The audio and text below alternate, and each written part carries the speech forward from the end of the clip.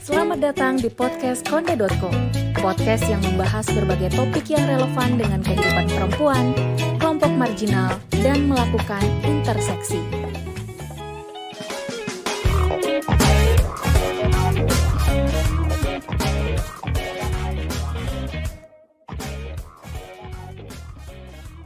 Halo, selamat datang di podcast Konde.co bersama saya Lutfi Maulana Adhari. Pada kesempatan kali ini kita bakal ngomongin masalah perempuan dan pilkada lagi nih. Tapi dikaitkannya kalau kemarin itu kan dari gimana sih keterwakilan perempuan di pilkada dan apa aja tantangan perempuan di pilkada. Nah, sebagai follow up dari podcast yang kemarin, pada podcast hari ini kita juga bakal ngebahas lebih lanjut mengenai hal tersebut gitu.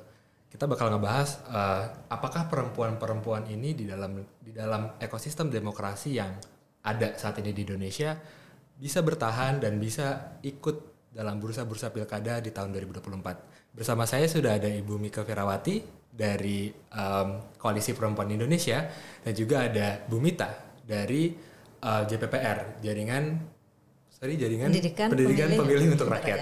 Oke. Nah, selamat siang Mbak Mika. Siang. Mbak Mita.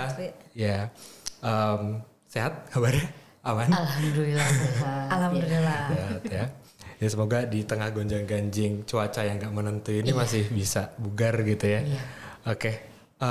Sekarang kan udah mau musim pilkada gitu ya, Mbak Mika, Mbak Mita. Sekarang udah mulai banyak nih si A, Partai A mencalonkan siapa, Partai B mencalonkan siapa. Yang lagi rame mungkin Marshall Widianto di Tangerang Selatan gitu ya. Nah, tapi di sisi lain juga ada satu masalah yang berulang gitu ya, siklus yang berulang tiap pilkada dan tiap pemilu, yaitu masalah keterwakilan perempuan yang tiap pilkada tuh ya masih kurang aja gitu. Mungkin sampai tahun ini juga masih kurang gitu ya, diprediksi masih ya tetap gitu aja. Nah, dari data pilkada 2020 dari KPU juga tuh menyebutkan bahwa hanya sekitar 10% calon kepala daerah perempuan yang terpilih gitu ya. Nah, dari Mbak Mika dan Mbak Mita sendiri melihat fenomena perempuan di pilkada ini ada nggak sih kaitannya dengan demokrasi dan sistem politik di Indonesia yang masih elitis dan masih borjuis gitu? Dari Mbak Mika dulu mungkin. Ya, terima kasih Mas Lutfi. Kita habis pemilu nih ya, pemilu yang kayak gitu dan juga sekarang mau pilkada nih ya. Kalau tadi pertanyaannya apakah soal keterwakilan perempuan dalam pemilihan pemimpin daerah ya atau pilkada masih masih rendah ya. Ya ini memang kembali lagi pada sistem ya. Sistem bukan cuma elitis dan borjuis tetapi memang patriarki ya. Oh yeah. Maskulin juga. Jadi sulit sekali kalaupun memang perempuan nanti akan bertarung di dalam pilkada. Kita juga mesti lihat perempuan yang seperti apa. Perempuan tentu saja yang ujung-ujungnya masih dinasti. Kalaupun ada perempuan yang mungkin memang berangkat dari latar belakang mereka yang punya finansial kuat. Kita tahu ya public figure. Contoh saja kemarin kan kalau kita bicara perempuan siapa sih yang di istilahnya diangkat ya di media.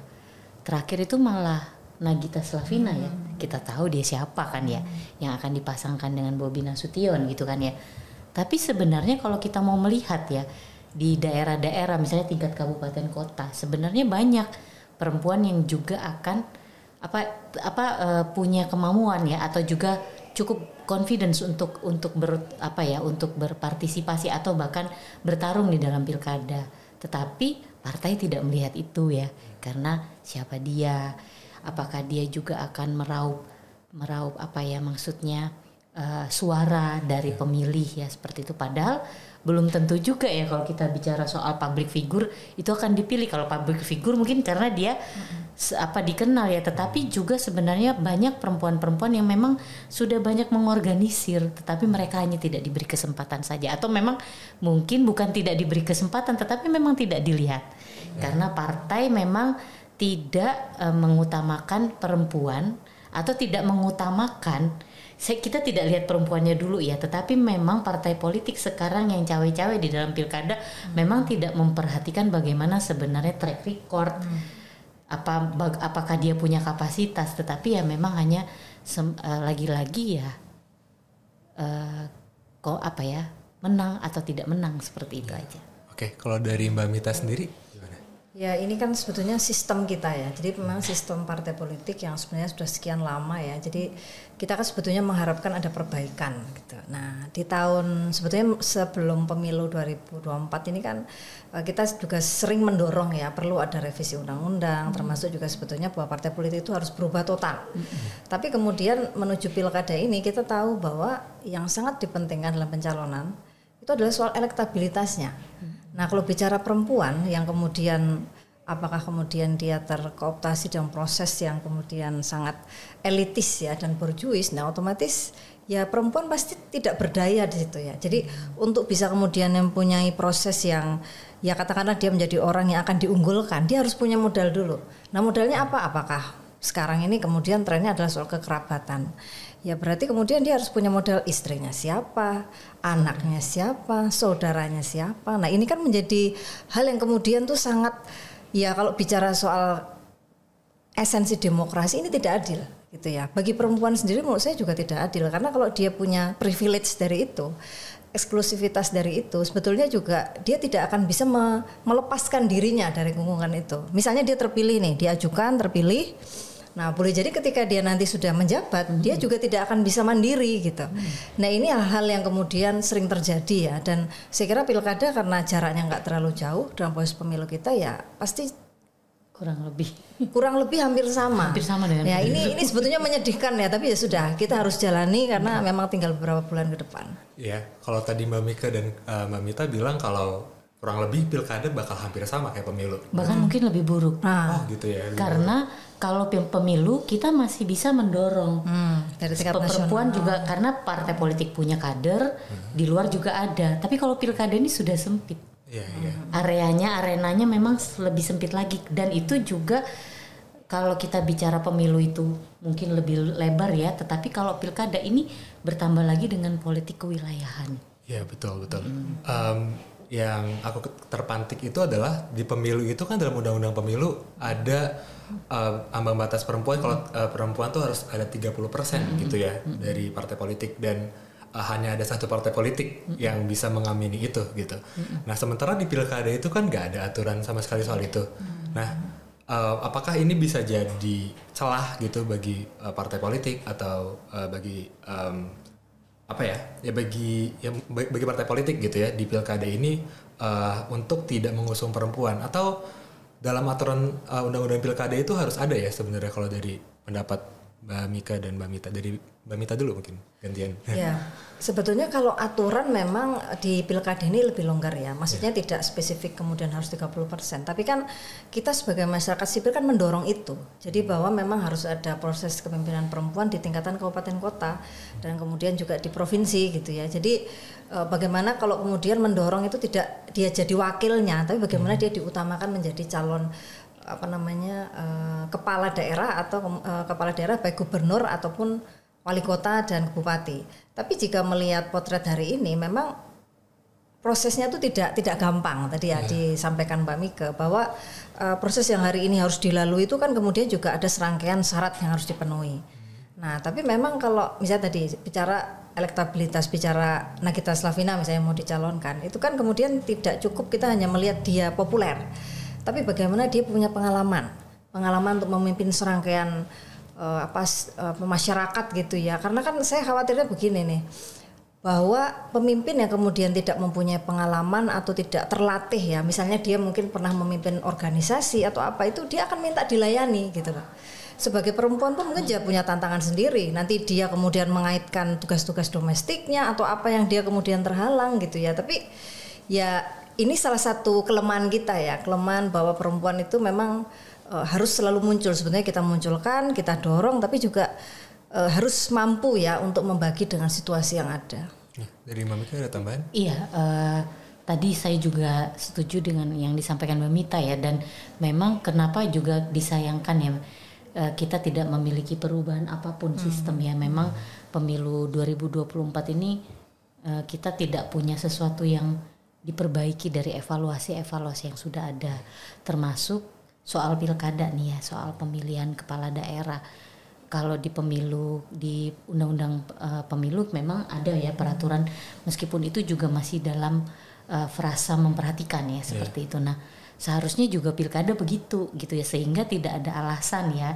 Alasan juga misalnya partai politik, meskipun ini juga kalau pilkada seharusnya nggak harus dari partai politik juga ya, ketika ada tokoh atau juga mungkin di sini ranahnya independen. Nah, di sini sebenarnya ketika kita juga ingin mendorong tadi yang dibilang sama Mbak Mita bahwa perempuan-perempuan yang sudah siap, yang punya rekam jejak kerja yang baik, itu nggak harus dari partai politik kan, tetapi persoalannya itu tidak dikunci dengan 30% itu tadi.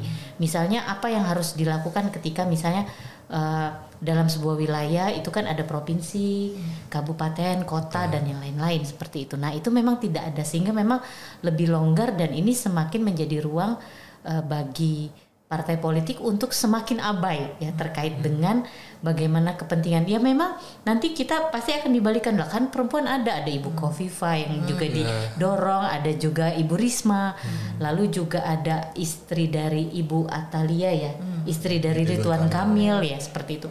Tetapi ya tetap saja kan ini sebenarnya itu lagi kita juga melihat cawe-cawe partai politik kan sebenarnya, padahal sebenarnya akan jauh lebih baik ketika misalnya pengaturan 30% itu juga membuka ruang siapapun, mungkin bukan juga perempuan tetapi laki-laki yang bukan dari partai politik tetapi dia mampu seperti itu, tetapi dia punya kapasitas, dan itu juga dapat dikonkretkan dengan apa ya, tanggapan masyarakat sendiri terhadap dia. Nah, sekarang kita juga kalau tidak dia petinggi partai atau dia punya itu tadi hubungan relasi kekeluargaan baik dari petinggi elitis atau apa ya tadi ya, atau dia public figure gitu kan. Jadi saya pikir justru pilkada ini malah justru kalau pemilu kita masih punya kunci ya soal pasal-pasal terkait 30%, tetapi pilkada ini justru tarungnya lebih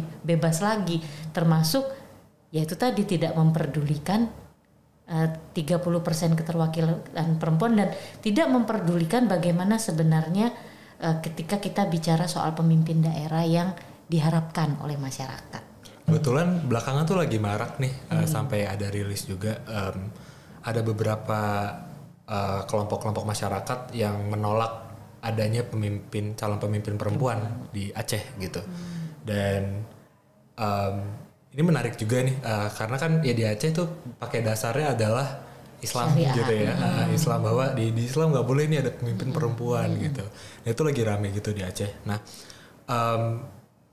yang ingin aku tanyakan adalah selain partai politiknya, apakah untuk pendidikan masyarakat pemilih juga udah cukup enlightened gitu? Pendidikan politik kita ini kan bisa dikatakan gagal ya kalau saya katakan ini. Jadi pemerintah itu kan tidak pernah sebetulnya merawat proses yang kemudian sudah dilakukan dari tahun ke tahun atau periode ke periode. Jadi lebih kepada hal-hal taktis yang diperlukan saja. Nah, ini sebenarnya dibuktikan karena kemudian kalau bicara tadi soal apakah mereka sudah tercerahkan atau belum, kan sebetulnya perempuan banyak yang belum. Bahkan di anak muda yang sekarang misalnya sebetulnya secara ekonominya bagus, secara pergaulan dia juga sebetulnya termasuk orang yang bisa dikatakan berpengaruh. Bisa jadi juga pilihan politiknya nggak sesuai dengan yang kenapa dia nggak memilih perempuan misalnya ya, atau katakanlah ada perempuan yang kemudian punya kapasitas tapi dia milih yang kemudian punya afiliasi-afiliasi yang kemudian lebih menggembirakan. Nah, ini kan potret ya, memang kalau dalam segi pendidikan politik kita hari ini kan memang elit ini kan nggak pernah serius ya, karena kemudian kalau tadi dikatakan bahwa perempuan menjadi bagian dari yang sering menerima money politik, itu karena kemudian mereka kebutuhannya lebih kepada ya sudahlah yang penting saya dapat sesuatu misalnya. Saya kalau milih calon misalnya ya masih misalnya dari segi fisik atau mungkin dari segi bukan kapasitasnya, itu kan masih salah satu hal yang sering kita temui sebetulnya dengan pengakuan mereka waktu pasca pemilu 2024. Saya membaca beberapa informasi kan memang kita kemudian masih terpenjara kalau saya bilang sih dengan kemudian sajian-sajian yang sifatnya hanya lip sync aja, jadi sesuatu yang kemudian tidak real, tidak membantu mereka secara praktis, tapi ya kemudian mereka terhambat gitu pemikirannya karena barangkali untuk memikirkan ke sana ya tidak sanggup lagi karena kondisi ekonomi, kondisi paparan pendidikan kan gitu. Nah ini yang sebetulnya sangat mencemaskan menurut saya. Oke, iya kalau sebenarnya gambaran masyarakat kita ya terkait dengan bagaimana berproses dalam demokrasi, mungkin saya termasuk yang maksudnya mungkin saya terlalu berani ya.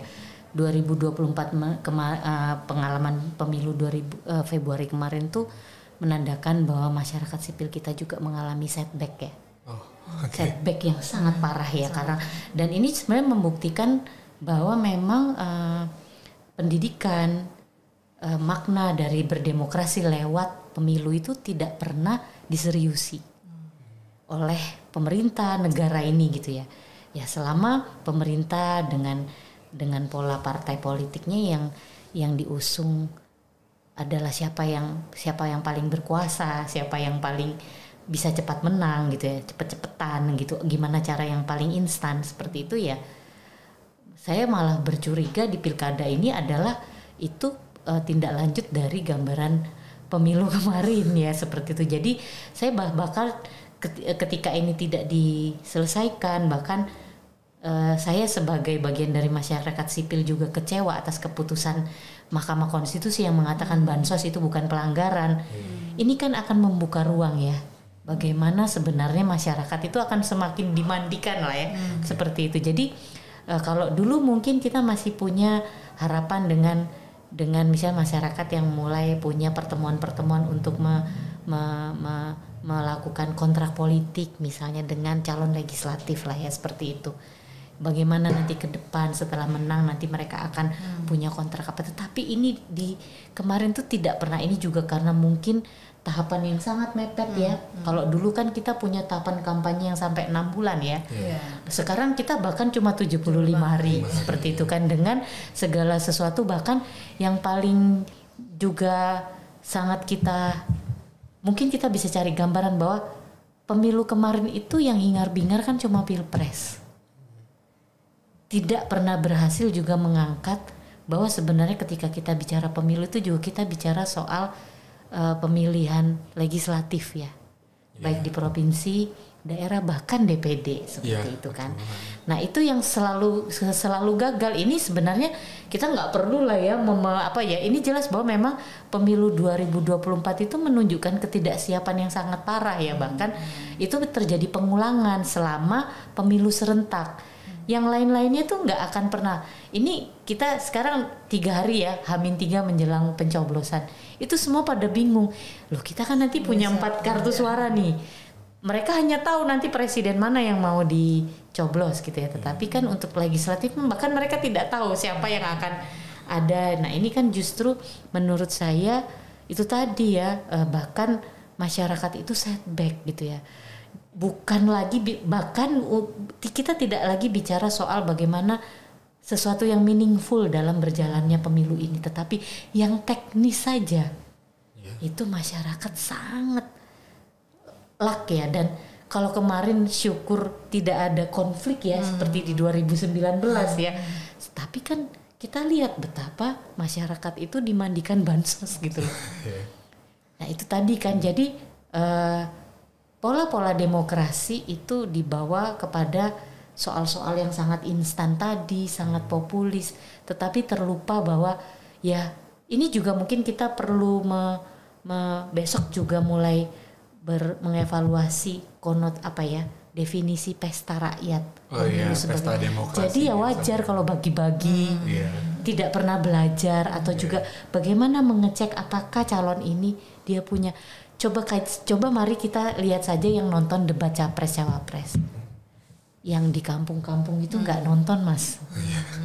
Jadi itu kan sebenarnya tanda ya, dan memang kita banyak sekali harus berbenah diri ke depan ya kalau kita pingin pemilu kita nggak usah jauh-jauh deh ngomong 30%, tetapi yang pemilu yang beres aja dulu deh.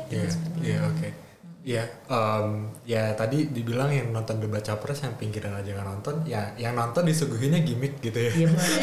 Yang sudah potongan-potongan kan di TikTok, di IG, sehingga mereka nggak usah jauh-jauh deh sampai ke kampung-kampung di daerah Rote NTT gitu Mas Lutfi. Ke pasar sini aja, pasar tradisional kita atau pasar induk. Bu, kemarin nonton debat capres. Enggak. Ngomong apa saya nggak paham kan gitu. Walaupun inget yang diinget ya gimmick-gimmick aja. Iya, misalnya kayak yang saya cari mana ya, nah, itu kan yang begitu-begitu.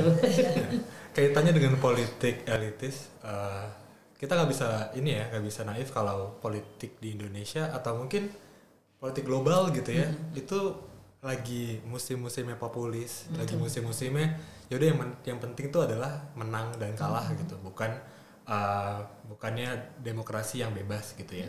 Nah mungkin ini menuju ke pertanyaan terakhir ya, Mbak Mika dan Mbak Mita, kaitannya sama perempuan gitu. Kan dalam hal pemilu dan pilkada saat ini seperti yang tadi disebutkan itu masih sangat elitis dan bourgeois. Nah untuk aturan-aturan yang ada itu sebenarnya menurut Mbak Mita dan Mbak Mika ada nggak sih aturan yang perlu diubah gitu dari UU Pilkada atau UU Pemilu agar bisa lebih inklusif dan bisa lebih merangkul perempuan gitu, dan bagaimana juga caranya kita menyentil para partai politik ini untuk punya tanggung jawab akan edukasi dan juga tanggung jawab untuk memajukan pemilu ya atau pilkada yang lebih inklusif dan lebih ramah perempuan gitu. Jadi nggak cuma menang kalah doang gitu. Itu kan sebenarnya sulit ya, dan mungkin pertanyaan yang berandai-andai banget gitu. Tapi ya mungkin kalau misalnya dari realitas yang ada, apa sih yang bisa dilakukan gitu, dari yang mungkin bisa kita usahakan walaupun hanya bisa berdampak sedikit gitu. Dari Mbak Mika dulu mungkin kan. Oke. Terima kasih Mas Lutfi, ini menarik ya. Kalau saya sih jelas bahwa kebijakan kita harus berubah. Dan kalau kemarin sebenarnya sudah cukup kuat, kita punya aturan yang melihat atau harus memastikan 30 sekurang-kurangnya 30 itu juga harus serius gitu ya. Kita tahu PKPU juga main belakang kan sama kita ya. PKPU-nya dirubah sampai sekarang juga belum diperbaiki lagi. Padahal MA sudah bilang itu harus kembali kepada, karena itu mengurangi hak perempuan untuk berpartisipasi di dalam pemilu seperti itu. Keputusan MK juga gitu. Nah ini kan sebenarnya yang penting untuk ke depan adalah bagaimana memastikan, termasuk bagaimana partai politik itu tidak lagi bicara pemenuhan itu last minute ya. Kan baru mendekati pemilu baru ribut kan cari perempuan. Padahal sebenarnya partai politik itu punya kader kan. Iya, betul. Itu yang sebenarnya harus kembali lagi. Bagaimana sehingga itu juga sedikit banyak akan menekan mereka-mereka yang masuk jalur instan nih, karena artis, karena mereka punya kekuatan elektabilitas. Nah, kalau kita mau betul-betul pemilu ini betul menjalankan dan alasan-alasan bahwa sulit cari perempuan itu loh, seabrek-abrek kader politisi perempuan anggota partai politik tuh banyak dari semua partai yang saya tahu, kecuali partai-partai yang baru ini ya, memang kita belum cek lagi. Tapi partai-partai yang sudah established ya, 9 partai yang masih duduk ini, itu kader perempuannya banyak loh Mas. Kader perempuannya itu kenapa tidak diberi ruang? Lalu kita juga mulai harus bicara misalnya ketika ada kebijakan bantuan untuk parpol. Ini kan juga dijadikan alasan ya. Parpol tidak melakukan penguatan kapasitas kata kekurangan dana lah apa. Nah, ke depan kan akan didorong nih bantuan bantuan untuk parpol ya. Tetapi harus juga kita punya bargain. Sekian dana yang dibantu untuk ke parpol untuk meningkatkan apalah itu harus digunakan untuk penguatan kapasitas perempuan maupun laki-laki di partai politik agar paham perspektif gender dan inklusi sosial misalnya, dan itu wajib seperti itu kan. Termasuk ini tadi ketika ingin mendorong 30% biar cuma jangan kayak apa aja ya asap gitu ya. Susah, kita ini sudah berapa kali pemilu nggak sampai loh 30 Mas. Itu tetapi menunjukkan misalnya reverse sheet ya super system ya, atau nah itu juga harus dikuatkan. Ini kan soal nomor urut ya. Itu sudah ada aturannya, tapi partai politik juga nggak jalan nggak jalan. Karena ini yang memang harus mau tidak mau kita harus kenceng ya nanti dalam advokasi amandemen undang-undang paket politik. Oke. Jadi Mbak Mita? Ya, jadi kalau tadi apa yang bisa dilakukan ya, saya sepakat bahwa memang kebijakan harus dirubah. Tapi kan kemudian dalam waktu yang sempit ini dan PKPU pencalonan kan terakhir juga sudah diperbarui ya. Yang kemudian sekarang ini problemnya pada proses pelantikannya itu kapan kan gitu. Yang terakhir ini kan sebenarnya ke sana. Nah, soal perempuan itu saya sempat mikir kemarin ya, partisipasi pemilu kita kan hampir 81% ya. Nah, ini kan perempuan hampir separuh lebih jadi DPT. Nah, ini kalau kemudian dikaitkan dengan ruang-ruang yang sebetulnya seharusnya perempuan itu bisa menagih janji misalnya ya dari proses ini, atau bisa jadi partisipasi ini kan kemudian kalau di pilkada ya, kalau mereka misalnya memilih nggak berpartisipasi misalnya dan kemudian memberikan diskualifikasi atau apa istilahnya bahwa partai itu tahu loh ini perempuan ternyata bisa loh ikut nggak memilih misalnya. Cuman memang kan gerakan-gerakan ini kan kalau kemudian dibaca secara real itu kan bisa diperkarakan ya, wah ini menghalangi orang memilih nih misalnya, padahal bukan di situ, tapi kemudian memberikan pelajaran kepada partai politik gitu, karena kita nggak pernah bisa untuk memberikan pelajaran dalam artian misalnya bicara ya partisipasi kita pengennya nggak tinggi ya biar kemudian orang itu kemudian tahu bahwa oh masyarakat nggak mau nih, nah tapi tadi kan ada guyuran bansos akhirnya harus milih kan gitu. Padahal kita harapannya merubah itu sebetulnya dari soal mandatnya kemudian tidak sampai tinggi, nah itu bisa kemudian bisa dievaluasi dari sana, oh masyarakat ternyata punya daya tawar gitu. Tapi apakah kita misalnya, makanya ini kalau mau pilkada ini kemudian ada calon tunggal misalnya ya, saya bicara itu relevansinya karena kalau kemudian yang menang tuh justru yang lawan yang kotak kosong itu, wah itu fenomena menarik sekali bahwa masyarakat di daerah itu sebenarnya bangkit karena dia nggak setuju. Itu pernah terjadi di Makassar ya? Iya betul, Makassar yang kemudian digugat lama itu ya. Nah terus kalau nggak keliru di daerah Jawa tuh pernah deh, Kebumen atau mana ya, ada juga satu lagi. Nah ini salah satu fenomena yang penting gitu ya untuk kita melihat kondisi ke depan, dan perempuan harus paham. Nah ketika dia kemudian di daerah nanti dia terlibat dalam proses itu, mungkin bisa dia didorong, udah saya milih yang kotak kosong aja. Jangan dia yang milih yang orang yang udah koalisi tapi ternyata dia nggak bisa kerja, nggak membuktikan sesuatu. Nah kita kan cuma jadi peliharaannya aja gitu loh, bukan sesuatu yang memberdayakan kapasitas perempuan gitu loh. Karena kalau hakikat bicara demokrasi kan sebetulnya pemerataan ini kan milik semua. Jadi kalau yang mayoritas tuh bagaimana menggandeng minoritas. Nah kadang-kadang perempuan di sini jadi minoritas masalahnya. Kalau kemudian tertinggal oleh sistem yang kemudian tidak mengakomodir hal tersebut. Oke, makasih Mbak Mika dan Mbak Mita. Ini kita beranjak ke pertanyaan terakhir. Tadi sempat disinggung sama Mbak Mika soal dana parpol yang harus dialokasikan oleh partai politik ini untuk mendorong pemahaman gender dan inklusi baik itu laki-laki maupun perempuan. Tapi emang dana kampanye untuk perempuan tuh suka minim. Terus juga ada data lain yang menyebutkan bahwa pelatihan dan dorongan pendidikan politik untuk perempuan di partai politik itu cenderung lebih rendah daripada laki-laki. Nah, tadi kan sempat disinggung juga soal dana partai politik yang belum ada regulasinya mungkin ya. Nah, perlu nggak sih kita untuk mendorong sistem yang lebih inklusif dan melek gender gitu ya, ada regulasi dan implementasi juga yang tepat, dan gimana cara implementasinya itu kepada partai politik untuk bisa mengalokasikan dana-dananya itu untuk ke arah pemajuan gender dan inklusivitas dan juga terutama pemajuan perempuan gitu. Ya, saya coba jawab ya. Dan kalau misalnya soal dana kampanye itu sebenarnya sih saya nggak tahu ya, kayaknya semuanya sama. Kalau kita bicara regulasi baik, semua kader yang itu mendapatkan porsi. Tetapi problemnya yang bikin nggak sama, misalnya kalau tadi misalnya hitungannya ini ya soal 40% itu adalah lingkup. Nah, apa yang membedakan antara kader atau politisi laki-laki dan politisi perempuan dalam menggunakan kampanyenya?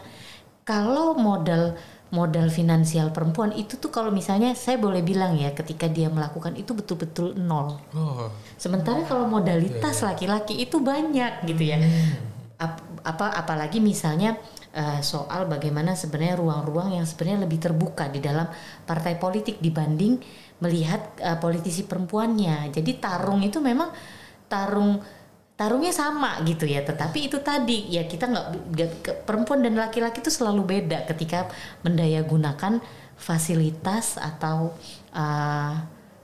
modalitas yang itu diberikan oleh partai. partai pasti ngomong loh kita nggak pilih kasih kok semuanya sama. Iya tapi arena tarungnya itu berbeda gitu ya.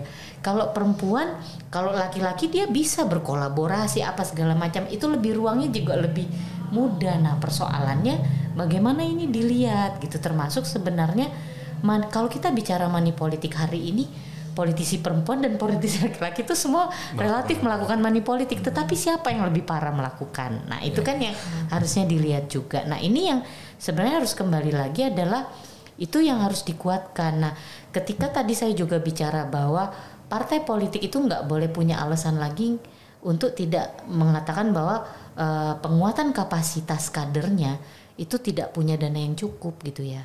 Ini nggak boleh jadi alasan, karenanya itu tadi usulannya bagaimana kebijakan partai politik ke depan ketika dia dapat alokasi dana bantuan dari pemerintah, taruhlah APBN ya atau apapun itu yang untuk memperkuat. Nah itu betul-betul harus dipergunakan juga untuk memperkuat kadernya.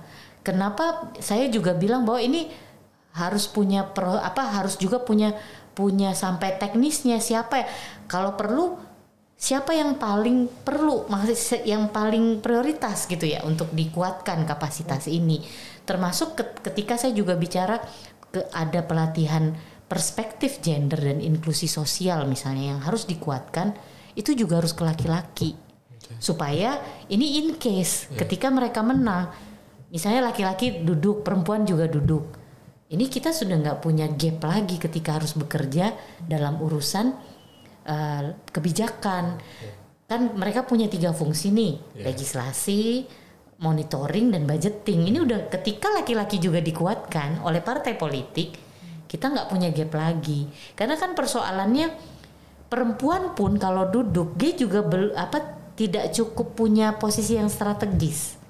Jadi memang sekarang penguatannya adalah male allies ya, yang dimana partai politik ketika kita misalnya apakah itu dalam bimbingan teknis apa yang pokoknya is a must ya, maksudnya sebuah kewajiban siapapun kadernya itu harus paham perspektif gender, HAM dan yang lain-lain. Ya, sepakat. Ya, jadi kalau bicara soal perempuan ya dan kemudian proses tadi yang dikatakan pendanaan kampanye. Nah, saya jadi ingat kemudian ada cerita Mbak Mika soal misalnya perempuan ini dalam legislatif kemarin dia dipasang di nomor urut 1 di sebuah wilayah yang sebetulnya memang butuh daya tarik perempuan di situ. Nah, ini kan sebetulnya bagian dari pencitraan ya, dan memang ketika menang ya dia memang benar dia akan dicalonkan dan nomor urut gitu ya, sesuai dengan itu. Tapi kemudian apakah memang ini yang kemudian dinanti perempuan? Kan enggak. Artinya dia disimbolkan dalam proses-proses yang sifatnya untuk meraih massa, tapi kemudian tidak pada proses yang peningkatan kapasitas dia. Nah, ini hal-hal yang kemudian partai politik selama ini memang belum menempatkan perempuan sebagai proses yang sama dengan laki-laki. Nah, padahal kemudian tadi yang disampaikan Mbak Mika ya, bagaimana mereka kemudian memang punya kesempatan yang sama. Nah, kalau kemudian sekarang perempuan juga keterpilihan hari ini misalnya 2024 juga kemudian tidak sebanding atau bisa jadi malah lebih turun ya. Nah, itu seperti apa nanti proses ke depan misalnya di pilkada ya, bagaimana ruang-ruang pencalonan itu sebetulnya dihadirkan. Partai itu masih punya kesempatan mendengarkan aspirasi misalnya dari masyarakat atau tokoh masyarakat yang ada di sana. Tapi memang kelemahan kita bahwa pada proses pencalonan itu DPP yang menentukan. Jadi kan lebih top down ya. Jadi siapa calonnya kan dipilihkan istilahnya dari pusat. Bukan kemudian di tingkatan DPW misalnya dia mengusulkan kalau di pusatnya kemudian tidak memberikan informasi yang sepadan atau kemudian ada titipan misalnya ya bahwa ini harus calon ini yang masuk. Nah, ini kan menjadi kemudian tidak equal. Nah, harapan kita memang perempuan itu sebetulnya banyak kemudian dicalonkannya di tingkatan intervensinya dari pusat. Nah, karena kalau dari pusat kemudian dia bisa masuk ke daerah dan kemudian mereka punya komitmen misalnya soal pendanaan tadi ya. Nah, sebetulnya masih punya kesempatan. Tapi dengan mapping hari ini yang kemudian sangat mepet ya, dan kemudian sekarang koalisi partai itu kemudian sudah mendorong calon-calon tertentu untuk kemudian investasi pasca 2024, pasca Oktober ini kan gitu. Karena kemudian selangnya hanya 1 bulan, Dan misalnya kemudian mungkin kita juga lihat ya, hari ini kemudian beberapa calon anggota legislatif juga udah siap-siap nyalon. Padahal dia kemudian juga belum dilantik, sudah terpilih, masih nyalon lagi. Nah ini kan juga sebetulnya potret-potret yang kemudian sebetulnya itu tidak adil di sini. Makanya kita sebenarnya mendorong ya penyelenggara pemilu itu lebih selektif dalam hal ini. Kalau memang kemudian dia mencalonkan diri, dia harus memang mundur dan tidak ada kata-kata misalnya suratnya belum diizinkan. Kadang-kadang sudah maju tapi belum ada ACC, tahu-tahu dia nggak berhasil, dia tetap di anggota dewan.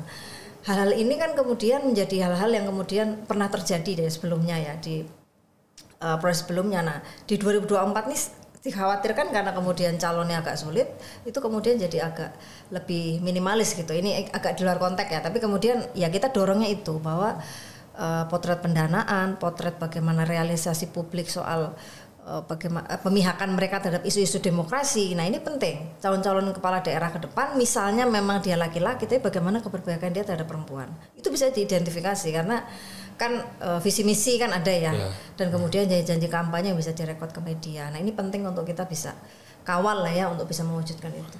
Oke, makasih banyak Mbak Mika dan sama-sama.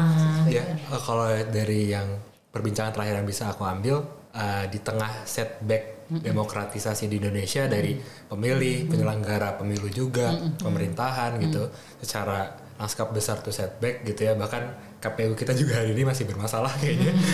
Ya, kita masih sebagai masyarakat sipil juga perlu mendorong itu agar ya yang bertanggung jawab atas keberlangsungan demokrasi dan pemilu dan pilkada nanti di 2024 di bulan Agustus sampai November ya, itu bisa benar-benar ya setidaknya ada dampak kepada terutama kepada perempuan gitu ya, karena ya selagi kita nggak berhenti mendorong kita belum kalah nih gitu ya. Dan jangan pernah kendor lah. Iya, jangan pernah kendor gitu ya, dan jangan sampai perempuan tuh terus digerus menjadi komoditas politik, dan kita terus mendorong agar perempuan menjadi subjek gitu ya dalam politik yang borjuis ini gitu ya. Baik, terima kasih telah mendengarkan podcast Konde.co. Sampai jumpa di podcast-podcast selanjutnya. Terima kasih. Terima kasih sudah mendengarkan dan mari bergabung dalam perjalanan kami untuk menyediakan platform bersuara bagi mereka. Konde.co adalah media yang memperjuangkan perempuan, kelompok marginal, dan intersection.